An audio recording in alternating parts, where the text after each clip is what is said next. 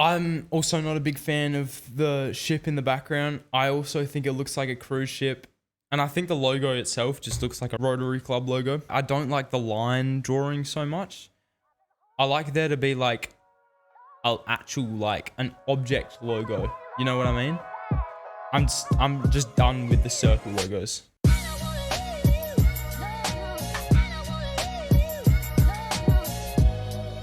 Hey guys, welcome back to the Pick and Roll Podcast, episode number 7. I'm Campbell. I'm Max. And welcome back. Our attention just dropped off by like 90% just then, I'm pretty sure. Shout out to those still tuning in. Is the dab back still after a week of boiling in the pot? Yes. It's back. I'm still convinced it's back. That time I feel like was a little bit more cringe than the last time we did it. Not that it was cringe like really at all. Like just a little bit cringe. We had to do it. For those who listened or watched last episode, you know we had to do it. Yeah. If you made it through the whole episode, you know if you know. Basketball this week. What's been going on? Quite a bit actually. Since last time we spoke. We had the battle of the best in the East versus last year's champions. What people might expect will be the NBA final matchup this year. That was a very interesting game. Very interesting game. The Celtics, we know how good they are, how well-rounded of a team they are. They shot so inefficiently. Jason Tatum was a non-factor, and they still nearly won the game. With Jokic having a 30-point triple-double. Yeah. I feel like they changed up their game plan, though. Like, they're a 3-point dominant team, despite how good I imagine they would be going at the rim if they really wanted to go to the rim on most of their shots. And in the first 3 quarters, they were really going at the rim. I'll look up the stats eventually, but in the fourth quarter, they went back to their old ways. I'm not sure if that's sort of like a habit thing. I can imagine it probably is just a habit thing when they're so used to pretty much all year and previous years as well, shooting so many threes, and that's their way of getting back in a game. They've just resorted back to it, and it just didn't work out this time. So, Yeah, Porzingis was really good offensively, but he just couldn't guard Jokic. Yeah. Were you watching the game? I didn't watch the game, but I was watching it, and he just couldn't guard Jokic at all. Jokic was having his way in the paint. I think he had 32-point triple-double. Classic Jokic stat line there. How did they try to defend the Aaron Gordon Jokic handoff, like not the handoff, the pump fake into the cutting Aaron Gordon in the dunker's spot? Yeah, they stayed with, I think it was Jaylen. Definitely know it was Jaylen Brown at one point was guarding Aaron Gordon. Okay, and they were playing on each other. Aaron Gordon was cutting backdoor. Jaylen Brown would go with him until Jokic got fully into the paint. With Porzingis one-on-one because it's such a mismatch. Even though Porzingis is taller, it's just a mismatch. It's hard. And Jaylen Brown had to double or jump when Jokic went up, and then he just dished to Aaron Gordon. When Jokic is within 6 feet, he just shoots behind his head. It's extremely hard not to foul because to get to pretty much where he shoots the ball, you really got to reach up. You got to pretty much jump. I don't think Porzingis could contest that while just standing up and trying to reach over. He'd have to jump, and then Jokic is pretty good at baiting fouls. I mean, or possibly hit the one. Yeah, he doesn't have a great whistle in terms of, like we talk about Giannis, Embiid, but still a foul is a foul, and they're very strict on it in the fourth quarter, so it's very hard to defend Jokic in that situation. So, yeah, I understand why Jaylen Brown would have doubled in that situation. And we did see Aaron Gordon was clutch in getting those putback dunks and finishing those tough. That was crazy, man. The off the rim, like caught it back here and slammed it through. We know he's got that bounce. He's got that bounce. Yeah. We spoke about it previous weeks to this, but when he's really showing off his athleticism, when it really matters, I feel like Denver are almost unstoppable, sort of. When there's that much attention on Jokic and the role players can just play their roles to perfection, which I think and we saw the Nuggets bench really put in a good effort for the most part until the very end of the game where it became close. The Nuggets bench, I think, were +3 with Jokic off the floor. But then the Celtics started coming back through Porzingis, and I think it ended up -4 when he was off. But still, that's pretty good. Who? The Nuggets bench, -4. like the secondary unit, No, plus minus. their starting unit was in the negatives except for Jokic, who was +9. He played 32 minutes. Not 32. 38 minutes, which of course is the most in the game. But then you had -4 for Michael Porter Jr., -6 for Aaron Gordon, -3 for Contavious, and then +4 for Jamal. So I feel like that Jamal Jokic duo, obviously I didn't watch it, but I have watched Nuggets games and I know how powerful of a duo they are. Even though Jamal Murray has never been an all-star and he's a better pairing than I'd say 90% of duos in the league, if not every single duo in the league. So yeah, not just off of talent factor, but also chemistry. Chemistry absolutely is unreal. Absolutely. And it's Jokic is such a good teammate. He'll find you wherever. Jamal Murray's improved passing since coming into the league. And they're both big shot makers as well. So they come through in the fourth quarter, which is why Denver has had so much success in late games and in the playoffs, where the tempo was slower and they can really go to their plays and deliberate their plays without worrying about pace too much. So that was an interesting matchup. It was good to see the reigning champs and the top team currently. If you saw them in a 7-game series in the NBA playoffs this year, NBA finals, who would you have coming away with it? Both teams fully healthy. I'd have to say Celtics. Off of that game where they shot so inefficiently, and that's only one game they just lost. They could have won. I still feel like they're the more well-rounded team. They've got better players as a whole at nearly every position, except point guard and center. And yeah, I just feel like they get the job done over a 7-game series, especially. Yeah, I feel like experience matters a lot more in the playoffs. I mean, of course, Boston have a lot of experience, but they don't have winning a championship sort of experience. DNA. Exactly. So adding Drew Holiday was huge for them in the offseason. I think that really brought them to... Before they did that, I would have said the Nuggets are the favourites. And even when the season started, I might have said the Nuggets are the favourites, but it definitely pushed Boston up with them. Both defensively and offensively when they acquired Porzingis as well.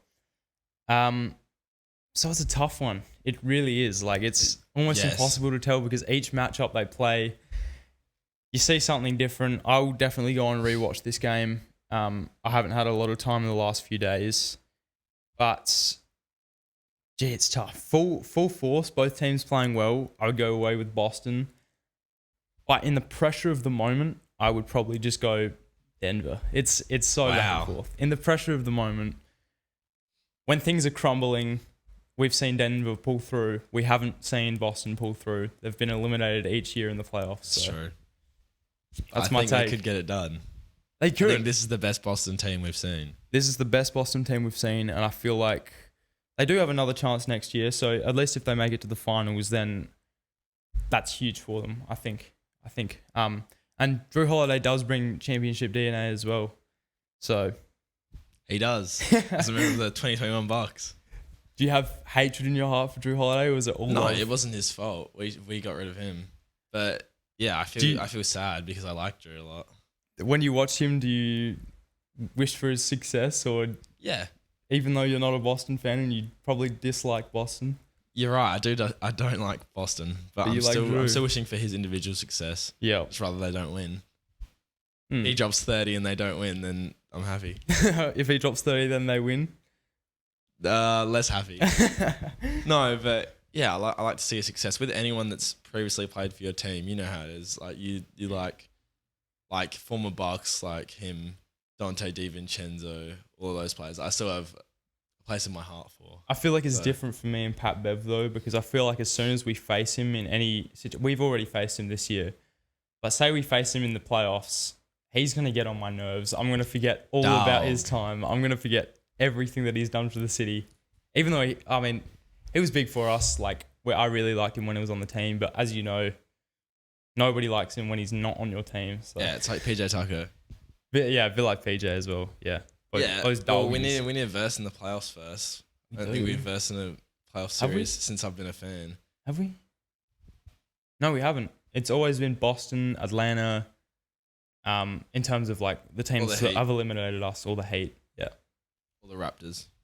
Raptors. True. I almost said Raptors haven't eliminated us, but then I've compensated. No, what's the word? He's blocked it out of his memory. I've blocked it out of my 2019. memory. Never mention it again. Yeah, but anyway, speaking about the Bucks and the Celtics at the top of the East, I made these notes a couple of days ago. Yeah. And the Bucks have lost 2 games in a row, but before then they were on a 6-game winning streak, and it's looking like they're turning it around a bit with the addition of Pat Bev. The energy is raised. Did you see him and Bobby Portis the other day? What'd you say? Him and Bobby Portis the other day. Don't They were like getting the crowd hype, like up and about. Portis hit a 3 and like ran along and high-fived all the crowd. Seems like team energy is very good at the moment. It is. And even though they lost the past couple close games, they lost to the Lakers without LeBron, which I didn't watch that, unfortunately, but I don't know how they lost that. Giannis had a 30-point triple-double. So That was on ESPN, wasn't it? Yeah. I watched half of that game and then switched it off. what were your thoughts? Without LeBron, Anthony Davis was his dominant self. Damian Lillard wasn't shooting his best in the first half, I believe. That's been a trend this year. Yeah. He did catch fire late in the second, I believe, but I just don't think it was enough. Giannis, he was getting to the rim, like he always gets to the rim, but maybe not as effectively as he usually does. When you've got Anthony Davis, who's, some would argue, top 3 best defender in the NBA, there is some stopping. Like, there is some ability to stop Giannis. He did shoot 61% from the field. That's every Giannis game, though. That is true. Since January, I think it was. I don't know if this is accurate now. Probably not. But you're shooting 72% from the field, which is crazy. Yeah. 30 points on over 72%. There's no way to stop him. You just got to rely. Giannis just has to rely on his teammates to pick it up each and every game. And they didn't. What were the Not exact enough. shooting splits? Because as a watcher, this was sort of a game where I'd switch my mind off and just like watch the game, just try to enjoy it as much as possible. The Bucks actually shot very well in general. 50% from the field, nearly 40% from 3. Okay. Bobby Portis. But the Lakers shot 47% from 3. And D'Lo took over, and obviously he shot 68%, which for a guard is incredible. And he's been playing really well lately. 75% from 3 for him. Yeah. Yeah, just on the volume that Dame shoots. It wasn't a terrible game from him. 43% from the field. It's for a guard that shoots a lot of threes. Yeah, it's average. Yeah, it's average, but we need more. Yeah. But anyway, the point I was making is that the Bucks were on a bit of a run, and the team energy seems up. Doc Rivers implementing more defensive strategies into his coaching seems to be working a lot better in the Bucks' favor. And I'm feeling more confident as a fan. There was a period there where I was, you still have to trust the process and see where things go. Mm-hmm. We lost a couple in a row, and I was losing a bit of faith, but it's come good again. So, we have to see what happens come playoff time. But yeah. I'm still confident in this team. They're a much improved defense, and I think that offense is slowly starting to pick it back up, which was the reason they went on the streak. Unfortunately, just for you guys, fortunately for the Lakers, D'Angelo Russell just went off that game as well. 44 points, 9 assists, and then Dinwiddie with the game-winning block as well. So really, it could have been you guys taking the win. Yeah, if Dame got it through his fingers, I reckon it could have been dramatically different. And you guys wouldn't have lost that game. But yeah, D'Angelo just had a great game. 38 minutes, 44 points. So on great shooting as well, 68%. This was easily his best game for the year. So, but that leads to a bigger point that I want to say, and that is the East is tightening up. The standings are tightening up. Mm-hmm. And pretty much after the Bucks at 8 games behind, we have the Knicks, the Magic, the Heat, the Sixers, the Pacers, who are all in that 37 to 35 win category. Mm-hmm. So, as a 76ers fan, are you nervous? I'm very nervous. I don't think we're going to miss it entirely, just because I think Embiid will make a comeback this year.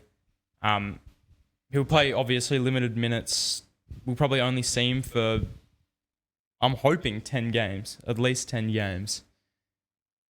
But I think that'll be enough to keep us in the play-in. Because I don't think we're going above the play-in, unfortunately. But I think we will just dominate the play-in.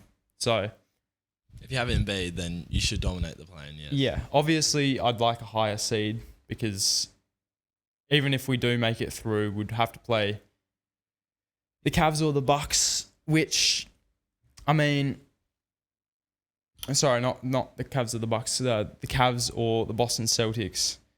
But we've won multiple games against the Cavs this year, so I'm not as concerned about the Cavs. It's just Boston as a first round matchup will kill me. I don't want that at all. But we're on a 3-game losing streak at the moment. Tobias Harris has picked it up. When Embiid first got out, I was not happy at all with Tobias Harris's performance. He was shooting, one game he shot 15% from the field, which is atrocious. Off of like 9 shots, I think. But he's picked it up. He's been scoring over 20 every game. Welcome back to episode 7 of the Pick and Roll podcast. We're now on this camera, which is wonky, so let me fix that. What were we saying? Welcome back to the podcast. We're now on this camera because it is very hot. It is the hottest day that it's been this year, and we live in Australia. 40 degrees Celsius for any overseas viewers. I don't know what that is in Fahrenheit, but it is boiling, so the camera has died. We had to get up very early for this one. 4 a.m, so that's why we're so... Is 8 a.m. actually early? Like, for most people, is it early? Depends who you're asking. Like, on a Sunday morning, is 8 a.m. early for the average person? Where we live, yeah, for Sunday. Okay. Maybe We're a lazy nation. Maybe in Europe, they get up at 5 and call that a sleep in. But either way, it's hot, so now we're on this camera. You guys get to see, I don't know, a different camera view. So... New angles of us. Talking to this camera. Anyway, we're talking about the East. What were we talking about specifically? We were talking about... What were we talking about? You were talking about the 76ers versus the Celtics in the first round. That'd give you a nightmare. Also, I want to talk about the Magic because they're a team at the start of the year where... Shout out to my boy. I said... Because obviously they were very good at the start of the year. Just say his name at this point because the viewers will just get to know him and he'll just be a part of the channel because we shout him out every single video. Brent. Shout out Brent. Shout out Brent. He's a Magic fan. And at the start of the year they were performing well and I thought they were overachieving. I thought they would drop down and possibly be bottom of the play-in, around that play-in area. But they've proved me wrong. And they're sitting in at the 5th seed. They were the 4th seed yesterday, which shows obviously how tight those standings are. But they're playing really good basketball and better basketball than I thought they would play. Yeah, Paolo's just killing it, isn't he? They were the 2 seed really early on in the season. And Brent really enjoyed that. And then they fell back off. I gave him a lot of slack because I thought, okay, it's just a coincidence. They're just playing well because of easy matchups, whatever. But they've made a real comeback. So... Paolo's obviously been injured for a portion of the season, and that's really... they had a few team injuries as well, and that's when they were dropping down. But it seems like when they've got most of their players back, Jonathan Isaac, who's one of the best role players in the league this year, he's really made a recovery after having that injury in 2020. He's not quite back to the defensive form that he was pre-injury, but he's still super impactful for the team. And they're just killing it. Jalen Suggs on the perimeter offense. Franz Wagner. His brother Franz has been absolutely crucial in this run. Even Mo's taking games over at times. Right. It's all about people contributing to their role, and the Magic have done it really well, and they're reaping the benefits for that. Yeah, they are. Grabbing the fruits. But Mo Wagner, he was sort of in the first few years, he was... that guy on 2K who was a 62 overall who you'd get in the rookie My Team packs, like the first pack you'd ever open and he was your best player. He was sort of a laughing stock in the 2K community, but he's really like a really important player for them. Would that bug fuck off? Can you see the fan In the shot? Yeah. It doesn't matter. It's funny. Yeah, you can. It's alright. We got a fan here, as you can see. Yeah, that's how hot it is. We need the fan, otherwise. Sweating balls. I'm actually sweating. Yeah, I'm sweating already. I'm wearing the singlet, so. Yeah, Orlando Magic. What do you think their potential is when you talk about end of the season? I may still sound like a hater, but I don't think they make it past the first round. Okay. Whoever they really come up against, unless it is possibly Chicago, Atlanta, if they make it out the play-in. I don't think they will. And I don't think the Magic have the experience to, beat a fully healthy Miami team, a Knicks team, whoever they come up against. 76ers if they have Joel. Out of anyone in the top 4, I would say Cleveland is their best bet. Yeah, I would because agree Cleveland don't have that experience that the other teams have, even though they're extremely good this year. One of the best teams in the NBA, in my opinion. I still don't like. I still think Orlando may stand like at least a bit of a chance. At least they're gonna get swept by Boston. They would probably get swept by the Bucks if they play the Bucks. But they've just got a little shot against Cleveland, so I'm hoping that they like. I hope for the Orlando Magic success. Like I really root for the underdogs in most scenarios, but yeah, I really like the Magic. Yeah, maybe they make the play-in. But there's not long of the season left, so if they can just like hang around 500, then I think they've got a chance of even being above the 7th seed and making the playoffs. Yeah, I definitely think they can. It all depends on the matchups at this point and how other teams perform as well. Injuries as well, because they have been in and out this season, so you just got to pray for health. And then I'm happy with the Orlando Magic, and they should be happy with where they are as well. Yep. Any other teams that you're really looking forward? We talked about looking forward to watching last week, but any teams that you're looking forward to making a run in the later part of the season, and who you think can make a run in the later part of the season? One that we were talking about last week, which also helps me segue, is the Dallas Mavericks, currently sitting at the 8th spot in the West in that play-in position, and they should be performing a lot better. They with the pieces they have, the trades they've made, it looked like they were going to be a lot better, and it looks like they're winning close games, but they're not stringing together good performances night after night and relying too heavily on Luka, and they need Kyrie to play well if they're going to win, it seems like at the moment. Yeah, even though Luka is still putting up even better stats than he was before the All-Star break, they're still losing. They did win last game, but they're still super inconsistent. I just don't really know what it is. I think I need to watch them more closely towards the later half of the season. But when a team's made changes, I'm just going to talk based on what we usually see out of teams like Dallas. I feel like they just usually just will make a push later in the season, because when you've only played with each other for 10 or so games, all as a full team, you don't get into that swing that you'd expect from a good team. Like you won't go on a run, or like very rarely you'll go on a run. So I feel like that'll just come a little bit later. I mean, they've got 20 games left on the season. If they can win over half of them, then I think they'll make the playoffs. Because Phoenix aren't super consistent. They've won their last 2, but they're only 58% win percentage on the season, whilst Dallas are just below that when they've had such inconsistent rosters. And Luka's in MVP form, so they honestly just need to pick it up in other areas. So I also see Dallas making a run, at least to the 6th seed, hopefully. I don't want them to play in the play-in, even though I think they'll win. They're not a play-in level team. They shouldn't be a play-in level team with the talent they've got. No, but I would say that the West is super competitive, so... It is. On paper, are they better than the Phoenix Suns? No. the New Orleans Pelicans? I think so. Probably. Yeah. But New Orleans, when they play all together, they're such a dangerous team. We talked last week about Point Zion and how great he's been. And just like, it's such a well-run system as well.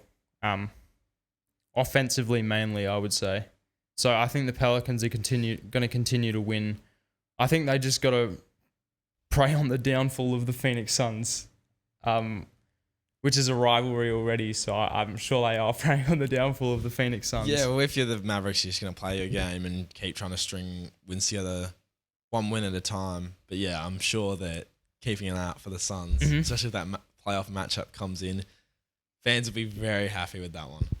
If they do make the play-in, or heck, if they miss the playoffs again, are they in store for a head coach firing? I think they will be if they miss the playoffs. I feel like second year in a row. Yeah, with Luka and now Kyrie around for a full year, I feel like it'd have to be time to go. I like Jason Kidd as a coach. He coached the Bucks a while ago, but yeah, you can't go with that level of talent missing the playoffs 2 years in a row. I just feel like it's not feasible, especially in this league today where coaches move around very sporadically and teams are quick to change coaching that isn't fitting with their scheme. I feel like he'd be gone. Agreed. Maybe another job opportunity for Adrian Griffin, which would be good because he's led the Bucks to a lot of success. Yeah, true. That could be an interesting switch up. I don't think Adrian Griffin's done as a coach, personally. No, I don't think so either. I think at least every season there's at least one or two firings. Hit a 70% win record. Yeah. And at the moment, there aren't many coaches on the market as well, like, that are just sitting there waiting to get picked up. I think a lot of them are just, like, pretty much just done coaching, those that are sort of sitting in that free agency. But on the topic of coaching, sorry, this isn't on the list, but I've heard this come up a lot. Yep. Is Greg Popovich, is his time pretty much done on the Spurs? Do you think they should just look for someone completely new, run a new system, and do you think Greg Popovich's system is outdated? Well, now that the Spurs have been eliminated from playoff contention, it's a bit more of a topic to talk about. And yeah, I think his system is outdated. And the fact that they don't run more players for Wemby when he's clearly the best player on the team. I get development and he's a rookie. He's got to take his time and earn his level to play that way, but I feel like he already has. And still, he doesn't play as many minutes as most people would like. And yeah, I feel like it's outdated. Popovich, I don't know how old he is. He'd nearly be done anyway. Like, I feel like ideally Spurs fans would want him to continue with Wemby until he reaches like a point of all-star, not all-star, it will be an all-star next year, superstardom, because they've seen what he's done with Tim Duncan, with David Robinson, those other great Spurs bigs. But it's a new era, and I don't know if his coaching style matches well with the development of the team as a whole. But what do you think? I'm with you. I think this year does not matter in terms of him as a coach. I think even though Wemby's played on a minutes restriction, I don't think it's this year the minutes restriction will at all affect his legacy. He's still dropping 20 points per game, which is a rarity for a rookie. And even though they've got how many wins have they got? 13. 13 wins on the season. I don't think it matters. Like, he's head over heels their best player, and he's a rookie. And in the off-season, I know that they're going to make changes. We've spoke about it on this channel. Whether it's they push for Trae Young, they push for a point guard, they draft a point guard, they draft a forward, they trade their pick. They can make so many moves this off-season. I feel like the Trae Young trade makes a lot of sense. It does. I fully agree. I think that is the go-to move for them. I've preached it to my Spurs fan friends. I said the last one's name, so I'm going to say it again. This is Ben I'm talking about. We've spoken about him a bunch on the show. Shout out Ben. He's a big diehard Spurs fan, and the reason I brought this up is because he and I were talking about Greg Popovich's remaining tenure on the Spurs, and he thinks that as a Spurs fan that he just wants him gone Wow. because it's just Really? time to move on. Greg's a great coach, but I won't discredit his coaching ability. Coaching is hard, but when it comes to the playoffs, when it comes to players needing to make plays on their own, it does come down to the players more so than the coaches. Yeah, agreed. And I don't think firing Greg Popovich will negatively impact the Spurs at all. Yeah, I think if they can add a new coach who knows how to run a modern system, which I feel most coaches who are in contention for an NBA coaching position, they all know how to run an NBA system these days. Just 3-point shots with a point guard. Just have a focal point of the team and then have shooters around them, which is the case with most good teams. Yeah, I feel like if you're ready as the Spurs organization to start a new era, you might as well, you move on from Greg Popovich now when it doesn't affect the players long term. And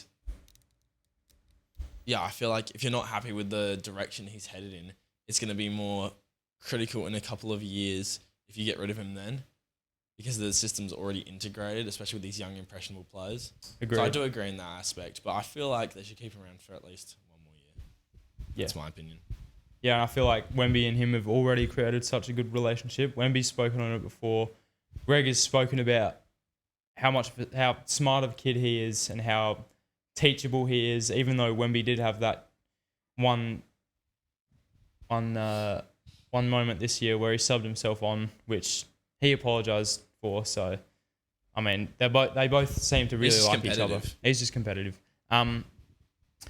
So I think, yeah, I don't mind. I really don't mind, but I just thought it was interesting that a Spurs fan would say that, especially when you've been devoted with Greg Popovich through championships. So, do you think? I think that they're in store for a rebrand, just completely start over. The Spurs? Yeah. I don't know. I like the black Spurs and white brand. It's so classic, and there's so many NBA teams that are moving away from the classics. We see the Jazz. That didn't work. Imagine the Spurs come back with just some horrible branding. I feel like it would really take a lot of fans back. And I feel like, yes, you could consider it boring. I just think it's classic. I wouldn't change it personally. Yeah, I'd agree in the fact that because David Robinson and Tim Duncan both played in that traditional Spurs kit, it would also be nice to see Wemby play with that on his chest as well, just for the pride of the whole thing. 3 superstar players, 3 like generational big men as well.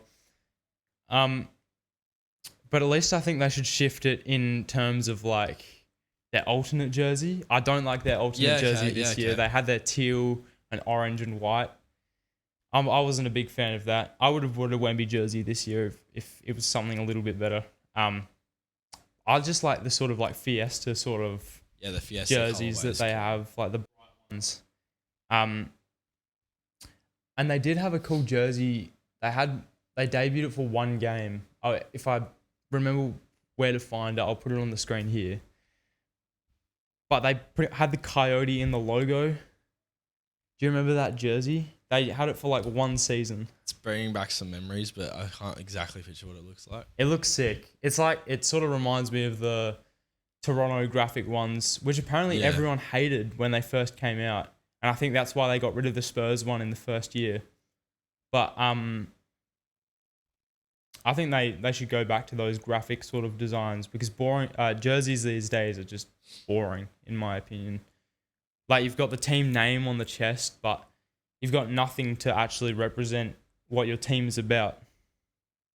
Yeah, you might as well go all out in terms of colors and graphics, because so many teams are going with this modern direction, simplistic, boring. We see it with the Jazz. I keep harping on the Jazz, but yeah, their rebrand was not good. And we've seen it with other teams as well. The Clippers have done not a terrible job with the rebrand they're going to integrate next year. It's still we haven't spoken about this yet. We haven't. Do you want to go into this a little bit? Yeah. It's still very modern and simplistic. Yeah, in general, I don't mind the jerseys. They're classic. The colorways, I don't really like the red, but the blue and the white are alright. But You don't like the red? they're plain. No, I'm just not a big fan of the whole thing being red, pretty much, except the font. But the logo is a bit confusing. It's like going simplistic, but it's confusing as well. It looks like a cruise ship. I keep seeing people say this, but it does. Did you know before the Clippers rebrand that a Clipper was a ship? I did. You did? I knew it was nautical themed. I had no idea. I didn't know what the Clippers were, but I always associated it with like Clippers. So it sort of shocked me that was the case, but no, it's cool. I'm also not a big fan of the ship in the background. I also think it looks like a cruise ship. And I think the logo itself just looks like a Rotary Club logo. Yeah, it's very, very over modern, but also busy at the same time. Yeah, just like a little bit, like I don't like the line drawing so much. I like there to be like an actual, like an object logo. You know what I mean? I'm just done with the circle logos. Yeah, personally. there are a lot of circular logos. Because now when we look back, all of the most iconic jerseys in history, sorry, not jerseys, logos in history, none of them are circles. If you can name one circle logo that you adore in history or are known as like one of the top 5 logos in history, then I'll give you $20. Nah, but we talk about the Raptors, we talk about the old Orlando Magic logo, the one with the ball with the stars coming out of it, the Memphis Grizzlies old logo, or Vancouver Grizzlies, when how they were back then. Yeah, the ones that are memorable are the ones that are different. They're all the best. And they might not be seen as the best at the time, but looking back on it, they are the best. I said the Bucks current one's pretty good. That's circular. The Phillies one's pretty good as well. It is not. The Philly one is not good. I don't mind it. It's a circle with stars and a The 76. Celtics is classic. Do you like the old Philly one better than the new Philly one? Do you remember the old one? The 76 The AI one. with the AI one. Base of nostalgia, I like that one, yeah. I just if we went back to that this year, I would be ecstatic. I would be so happy. Those are such cool logos. Just any of the ones. Yeah, but again, nostalgia plays a factor because but they are cool. They are I think it's because fashion goes around and comes around, so you think things are older as cool because if Giannis walked out and Dame walked out wearing the Ray Allen purple buck on the thing, that'd be so fire. Unbelievable. Didn't they go back to that a couple years ago? They had purple, but they didn't have the design. It was just purple. Yeah. The purple was fire. But the rebrand, I personally like the red jerseys. It's their alternate jersey, so they won't be wearing it often. But I just think it'll look cool with, obviously, the new arena, where you've got the wall. Everyone's going to be wearing red.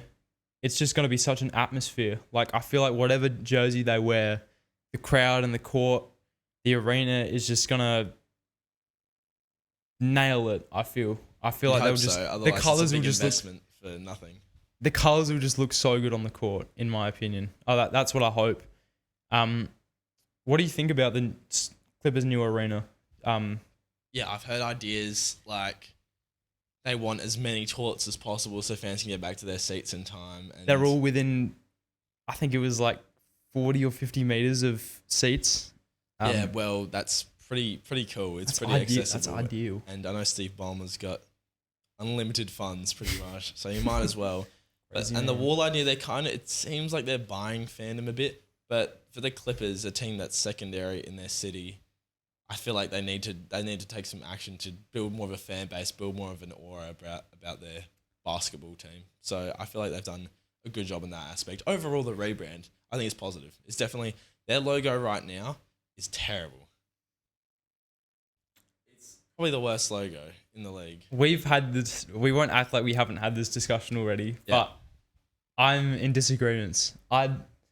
It's not a great logo, but it's just been that way ever since I was a fan. So I feel like there's just this thing. Nostalgia hit me because it's just. I'm gonna look at it now. And like the Blake Griffin, CP3, DeAndre Jordan days, Jamal Crawford, those days just sort of they're so iconic in NBA history, and they're such a big part of the 2010s in Clippers history, NBA history. So I mean, the jerseys. I don't like the jerseys personally in Clippers history. I do like it when they have the cursive Clippers. You know what I'm talking about? Yep. The cursive Clippers with the white and red and blue like lines. I did like those jerseys, but I don't like their jerseys from say 2015 to like now, pretty much. Except for the black Los Angeles jerseys. Do you know about those ones? The ones that are in the font of like the GTA font. Yes, I know the one you're talking about. Those are cool jerseys, but those are their only cool ones. jerseys in the last, I'd say, like 10 years. Yeah, I'm looking at all the logos. There are not many that you could argue as being worse. Maybe the Jazz because of the rebrand. Mm-hmm. The Kings, possibly. The Pistons. I don't like the The Rockets. Nets The Rockets lacks creativity. Like, it just sucks. I don't think it sucks. It's that an bad. R with a ring around it. It doesn't even look like It's a unique, rocket. though. But like the Yao Ming Rockets, where they had an actual rocket. Yeah, I agree. Yeah, there's lots of teams that should go back to the throwbacks, but I'm saying that is better than the Clippers. Okay. The Nets is maybe. pretty bad. The Nets might be there with The Nets are horrible. The Nets suck. I think Detroit sucks. I think Sacramento, they don't suck, but I don't like them. The Nuggets are cool. I like the Nuggets. I don't hate the Timberwolves. I do like the old Timberwolves jersey a little bit more, to be honest. The trees on the side. I like the wall rebrand. facing I think forward. it's for the Timberwolves. I think that's what most teams try to do when they make it modern, but they've actually done a good job of keeping character. They switched it up a little bit because they never used to have the really bright green, and that sort of brought a new identity to them and separated them. I'm not the biggest fan of the OKC logo. I know it's nostalgic. I think it's just so iconic. It's that so never iconic, change it. but it's very 2010s. Yeah, It's very you're absolutely, yeah. I agree with that completely. Someone was saying they don't like Washington, but I feel like the significance of it sort of Washington like Monument in it is cool. Like it's got the memorial in the middle, and it's got. I know there's a lot of symbolism in it. I like the logos with a bit of symbolism. Chicago is the greatest sports logo in history. So iconic. It's just amazing. Yeah. So we're just rambling about logos right now, but yeah. Anyway, the Clippers rebrand, I think, definitely a success in my eyes for next season. It's definitely a step up from what they've been doing. It's got an age on me, but I'll ride with it. I'll ride it out. You know. Come back to this when the rebrand, when the Clippers are the number one team in LA, and they've got the biggest fan base in LA. True. No, but anyway, what else I want to talk about? Luka. Yeah, but quickly, I'm just looking at the ladder, the standings, and the ladder is very Australian. Looking at the standings, The ladder. And the Wizards are out of playoff contention before the Pistons are. I just thought that was very funny. Yeah. Because of You what don't want to be Kuzma that said. team. You don't want to be that team. They are that team. Technically, they have very similar records. The Pistons are only one loss away. But they were Still, it's they were very considered funny the they were worst first. team in sports Ever. history. Possibly history. ever, but they aren't because they've turned it around somewhat. Yep. And now the Washington Wizards are just horrible. Now they're the worst team in sports history. And it's not a great year to be bad either because the draft won't even be. I mean, it'll be probably fine. They'll probably be Rob Dillingham, Alex Sarr, not the strongest of years. Matas Razuli. I think that's his name. I think I've nailed it. But he's gonna be good. He was in the G League. Nikola Topic. He's been drafted, bro. Has he? Yes. No, he hasn't. You're thinking of Jovic. Right. There are so many Ovises. Yeah. My bad. Topic. My bad. Yeah, Topic. Why are they all called Nikola? Yeah. I don't know. Very confusing. And yeah, it's weird. It's not like they were born. I mean, Jokic and Topic were probably born 10 to 12 years apart. So I feel like it's just a common name. Are they all from Serbia? I believe so. That region. I'm sure there are a lot of Yeah. But very anyway, common last name. Yeah, First so name. not the strongest of years, so it's not a great year to be down the bottom unless you're fully rebuilding. So I don't think the Wizards really are fully rebuilding as of yet. Well, they know something that we don't know. Maybe. We'll come back to this when Alex starts dropping 30 points a game on the Wizards next year. Anyway, yeah, I did want to talk about Luka quickly, and it was, does he have a chance at winning MVP? Because he's averaging 34.6 points, 9 rebounds, 9.8 assists on the season, a near triple-double, but he's the 8th seed. Is it possible? Is it possible? I feel like the MVP race is so close this year. Obviously, the front runners, Shea, Nikola, Giannis. Jokic isn't mentioned as much in that anymore. And that's because of team success. If he can make... Luka, you said Jokic. Luka, my bad. If they can make that end of season run, like we were talking about, get a bit of consistency. Yeah, if he can even get up to the 5 seed, it's still a stretch, but I feel like, yeah, he would get the MVP just based on the statistics and the season he's been having. Give them a but 5 seed, he's definitely If they're a playing MVP. team, he's not going to win it. You cannot win the MVP as a playing team. As of yet, we haven't seen it, so I just don't think it's possible. I want to look up what's the worst seeded MVP ever, or in the modern era.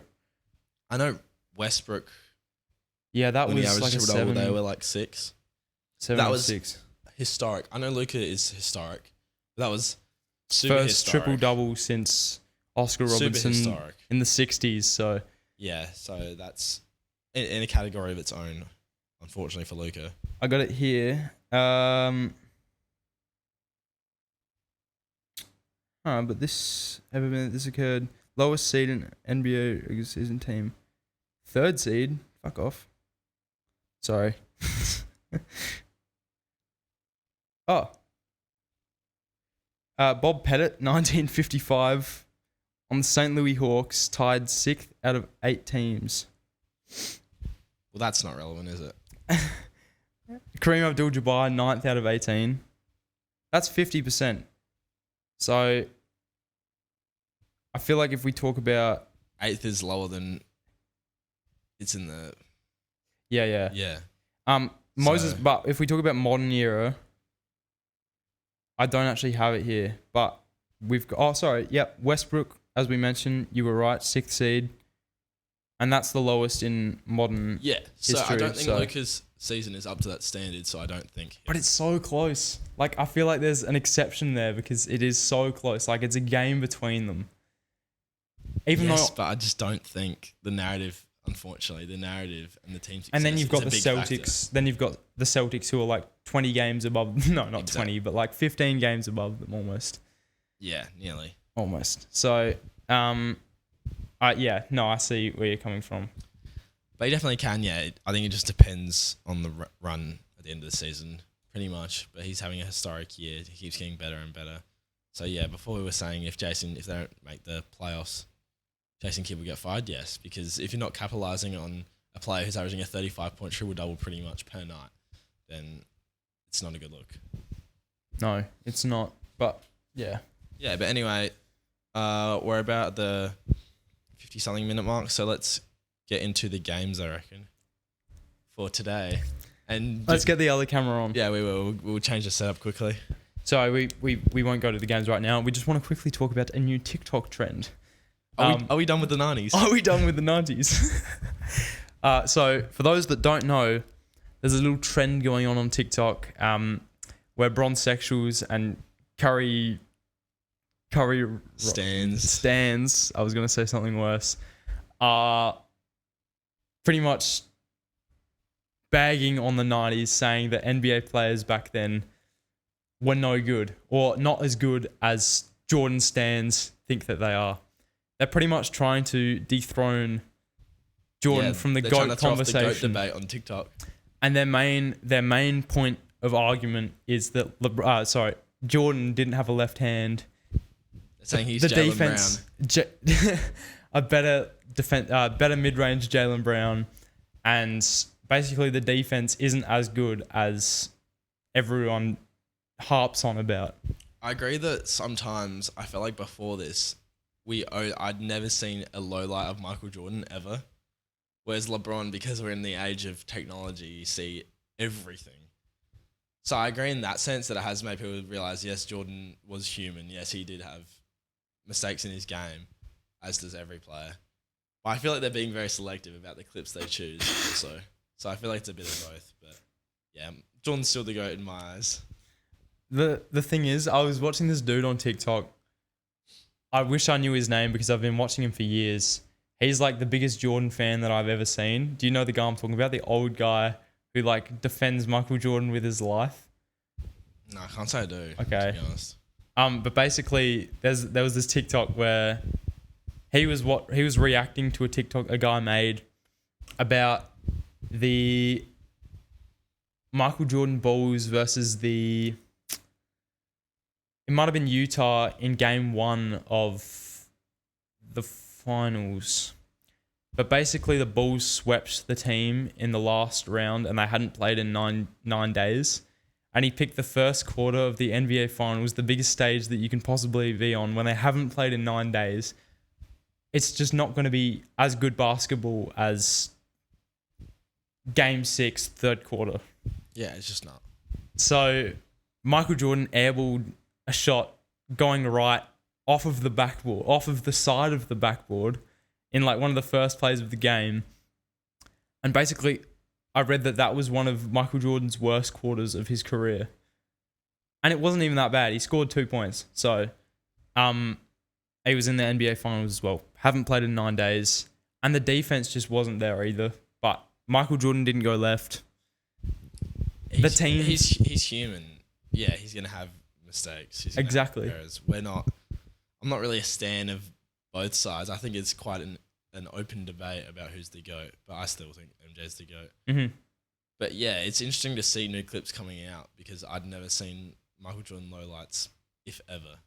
Every player's got lowlights, man. Of course. Every player, even if they've only played 10 NBA minutes in their entire career, I'm sure they've got a lowlight somewhere in there. That's probably why they've only played 10 minutes in their NBA And it's all comparative. You could say, oh yeah, Steph Curry is cooking blah, blah, blah point guard from back in the day who's about even in some people's minds. Oh, like Magic. Let's say like there's greater and there's better. Yes, the NBA is better now, so the skill level is raised on the average player. That's just a fact. It's just true. Okay, and your theory then is LeBron James better than Michael Jordan? I hate this debate. I hate talking about it, but I need to get my notes. We need to have this conversation next week. We only have time, but yeah. But are we done with the 90s? No. No, because us personally, we're not done with the 90s. That it's The very 80s selective. maybe. We'll summarize it. It was very selective clips. Everyone's got lowlights. But it's funny. It's funny. I enjoy the trend. I enjoy saying it. So yeah, because there are people so passionate about it, and then not everyone, obviously, but so many gullible people in the comments just don't think about the fact that these are hand-picked clips. And then Patrick Ewing, they say, has no post bag either. Like, they showed 5 clips from one game. I'm sure they looked up what is Patrick Ewing's worst game of his career. Then just got clips because it's of hard that. to like look up a random game from that time period. It actually Like, you have to is. know specifics. I wonder how they actually did that. But every game was recorded at least, so I'm sure there is some archive out there with most games in the modern era. So Yeah. Speaking of the 90s, I've got a little blind ranking for you to do. So let's set up the cameras again and we'll get into that. Let's blind rank these 90s players. We've been saying we're done with the 90s, so let's see where you rank these players. So first up, we've got Gary Payton. blind ranking, there Yeah, are so one many. through 5. There are so many better players than Gary Payton. Even though he's a defensive player of the year, as a guard, I'm gonna put him 4. A nice safe 4. safe spot. Okay. Next up, we've got Dennis Rodman. D-Rod, 6-time champion, multi-time defensive player of the year. I'm putting him 3. I think there are going to be 2 better players than him. 3? Okay. Next up, Hakeem Olajuwon. Ooh. I don't think you're going to put Michael Jordan because I feel like that's just too much of an easy number 1. And Hakeem is so good in terms of NBA history. I'm going to put him number 1. I don't think you're going to give me a better one. Well, next up, we've got David Robinson. D-Rob. Oh, I hope the last player you give me isn't really good because I'm going to put David Robinson number 2, which I think I'm really liking my list so far. I think they're all in really good spots. You played your cards really well because the last player is Latrell Sprewell. Come on. I thought I could get you, but Let's that's go. pretty much a perfect list. I'd say you've done really well. He's an all-star, but he's not better than these guys. Defensive Player of the Years, MVPs. I'm That's a really perfect happy list. with my list. Let's go. Come on. I feel like you looked at that, but I don't know how you did. I didn't It's look at on- that. No, it's on my notes, so it's Yeah. impossible. A bit of strategy, mate. You played that really well. All right, we'll go What's into yours? mine. So my game is one that we both play. Yep. And it's basically, have you seen this on TikTok? It's basically current NBA players. We got to try and say the exact same NBA player. So Yeah, 3, okay. 2, 1, and This then might take a whatever. while. Yeah. But we'll try and get through it, Yeah. and we'll cut it and we'll edit it. Yeah. All right. So I'm reading you right now. I think I know. We're gonna get it first pick. What was that? Okay. Yeah. True. How do I introduce this? Let's try and guess the exact same NBA player. Let's go. Okay, you ready? 3, 2, 1. Pat Andre Bev. Drummond. This isn't it's kinda bad. close. I think off of that we can get the exact same NBA player. I Let's don't, not I, dis- don't know, I don't know who you're thinking about. Let's not discuss it, but I don't know who you're thinking about. I know a direction that I'm Okay. going. 3, 2, 1. Tristan Alex Thompson. Caruso. Tristan Thompson, Alex Caruso. I'm sticking with my guns. Okay, and yeah. I think All right. Ready? 3, 2, 1. Kobe White. You didn't say anything. I froze, man. I froze. All right. What were you gonna say? You can say what you're gonna say. DeMar DeRozan. Okay. We've got this though. 3, 2, 1. Zach LaVine. Let's Yes! Come on. go. We had a direction, and how We many stuck guesses with was it. that? That was 5 guesses. 5? That's better than I've seen most people do. So It's because we stuck with the same thing.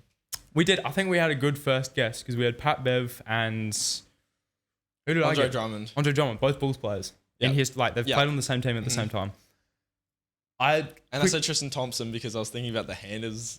yeah. But he also played on the Bulls. Yeah. So it worked out. There was another game because that was so quick. the best performance of Hot all and time. cold, hot and cold, NBA edition, How do you do that?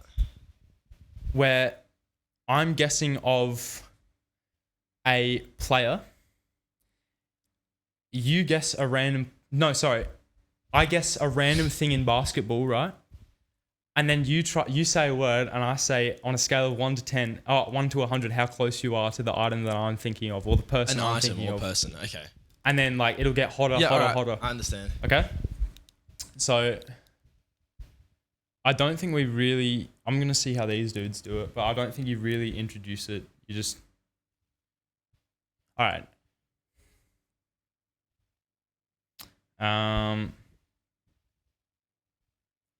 Can you guess what NBA related person or item I'm thinking of?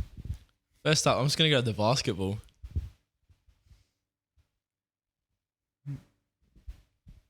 I'm gonna go. Obviously, it's in the realm of what we're talking about. I'm gonna give you a 1. Oh, yeah, so I feel like it's a player here. Steph Curry.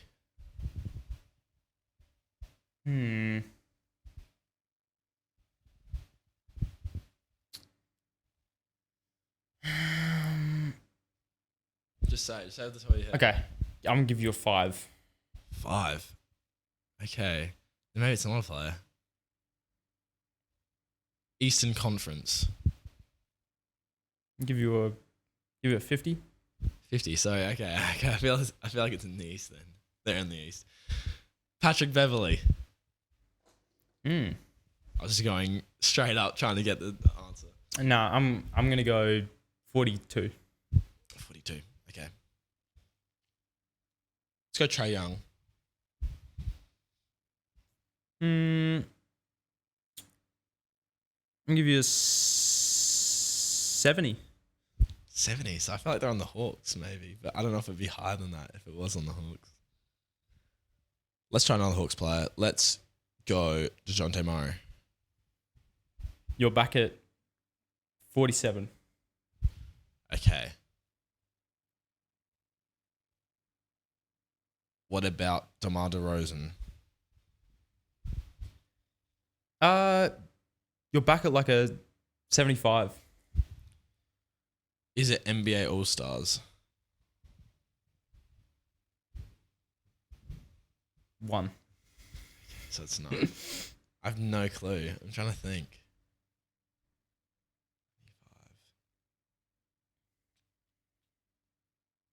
Kyle Kuzma.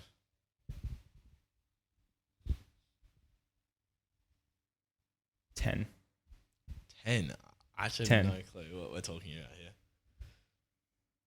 My brain's working overtime. You already got East. I'll help you out a little bit. Yeah, and the Bulls was close. Zach LaVine. He'll be about the same as DeMar DeRozan was. So I don't know give if it they're a on the give it a Bulls then. 67. Central Division.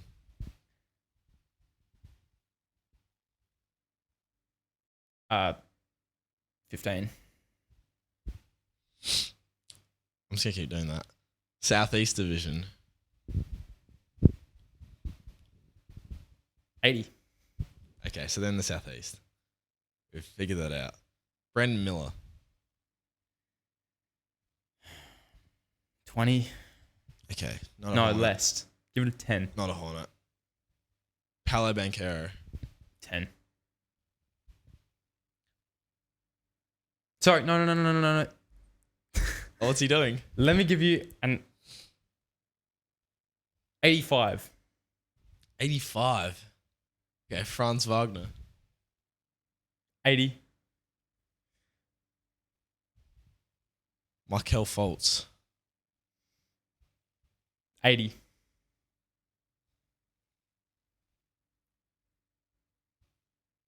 Mo Wagner. 87. 89. 89. 89. 89.